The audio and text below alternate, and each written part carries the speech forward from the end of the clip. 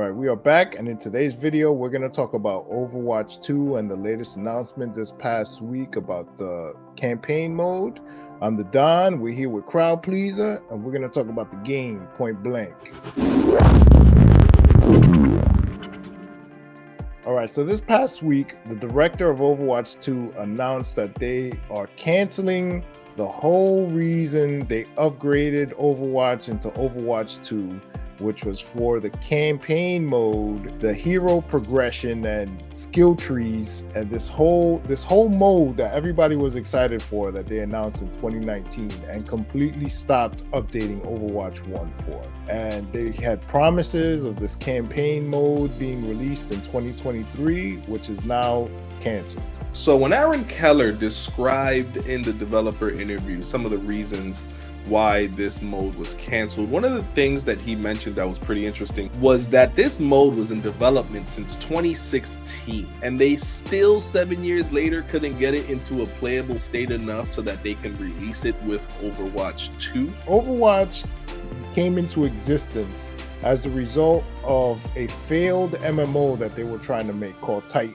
They could not figure out how to make Titan work after like 10 years of development. So then they transformed that game into Overwatch. So I guess when that happened and Overwatch released in 2016, they somehow thought that, hey guys, we'll be able to get this together now that we know these characters are beloved and people want to know more about it. They want a story for this world and everything. But at the end of the day, they just didn't have what it takes to make whatever game this is supposed to be a part of. I'm confused. Don, try to shed some light for me so that I can understand why this was done. It only worked as a PvP game. To play devil's advocate, at the end of the day, it's sad to say, I really don't care that this mode was canceled.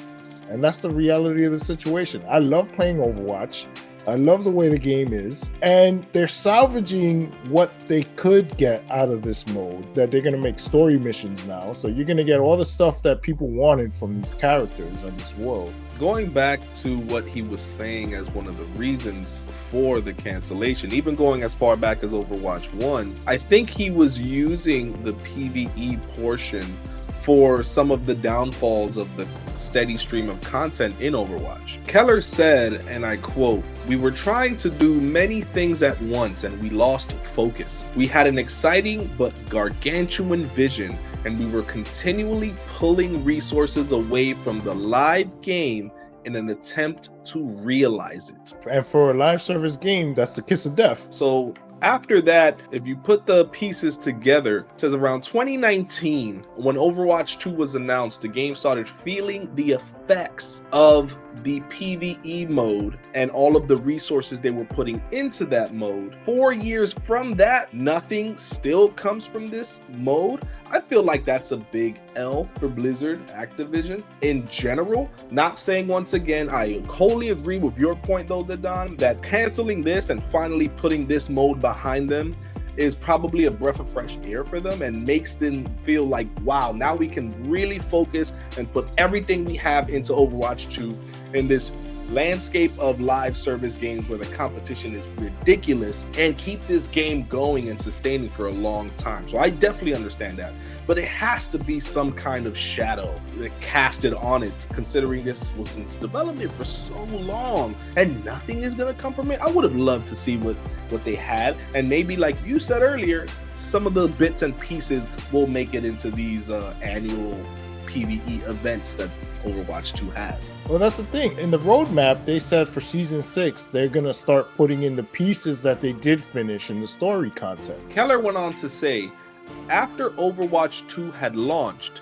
we started refining our plans for future seasons. As those plans grew, we tried to find ways to make all of our ambitions fit together in a plan that we believed in. We couldn't. So we made the difficult decision to cut hero missions and started planning towards the future. This has been hard for us, but as the director on this project, I have to do my best to make decisions that put the game and community first, even when those decisions are disappointing. In this case, I had trouble pivoting away from a vision that just wasn't working. And for that, I would like to apologize to our players and to our team.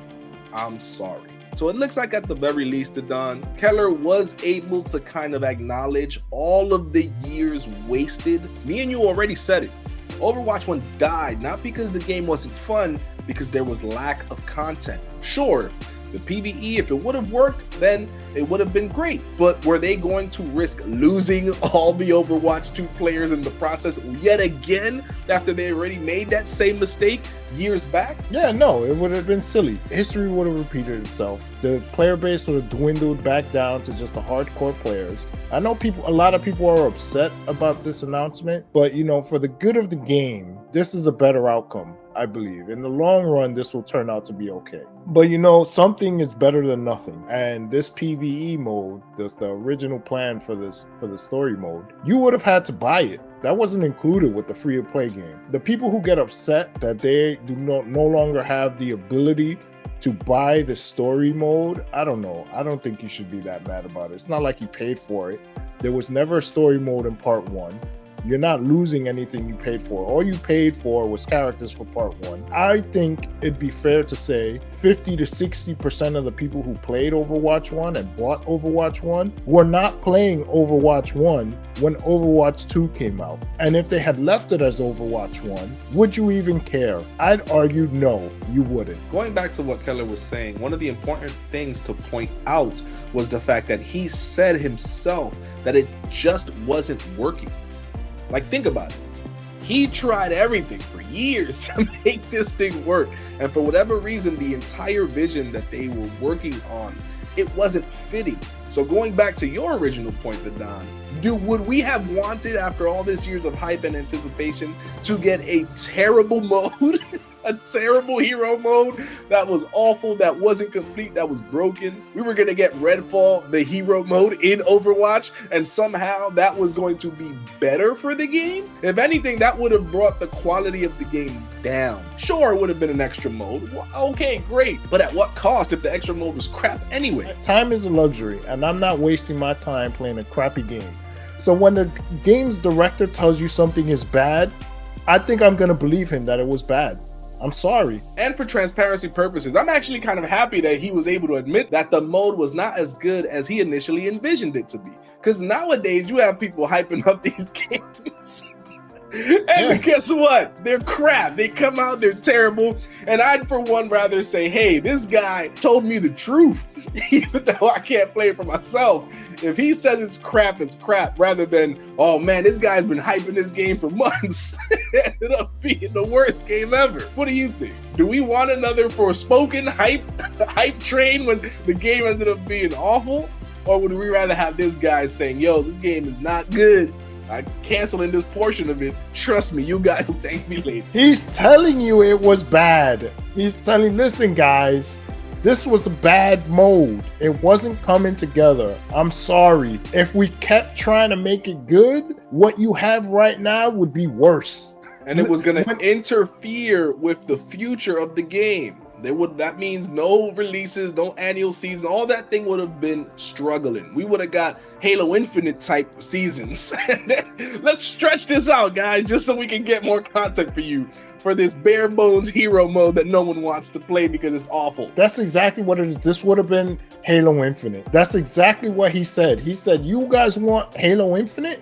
You want Overwatch to be Halo Infinite, where we're going to be pouring resources into finishing these things that ain't coming together, canceling split screen co-op because it just didn't work after a year? Even though it was working, they just didn't do it. They didn't have the time to finish it. It was buggy. It was probably in beta at most, and they were like, you know what? We don't even have time to finish this mode, especially if people aren't even playing the game. So why cut? That's it. That's what it was, man. Yeah, so that's it for Overwatch 2. I hope you guys enjoyed this video. Let us know in the comments what you think, if you agree, disagree, your thoughts. And until next time, game on.